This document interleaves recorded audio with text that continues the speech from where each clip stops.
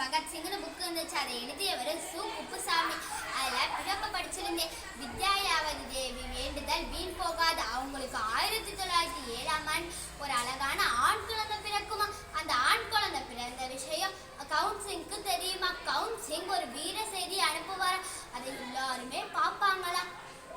Counselling சிறையிலேருந்து வந்த உடனே அவங்க குழந்தைங்களை தூக்கி பகத்சிங்னு ஒரு அழகான பேர் வைப்பாங்களாம். அவங்களுக்கு ஏற்கனவே ஜகத்சிங்னு ஒரு மகன் இருப்பானா. அவங்க 2 பேரையுமே தொடக்கப்பள்ளியில படிக்க வச்சு அக்கறையா படிக்கணும்னு விரும்புவாங்களாம். ஆனா நாட்டுக்கு போராடினதுல தினமும் சிறைக்கு போயிட்டு வருவாங்களாம். அவங்களோட எதிர்கால லட்சியம் பகத்சிங் ஒரு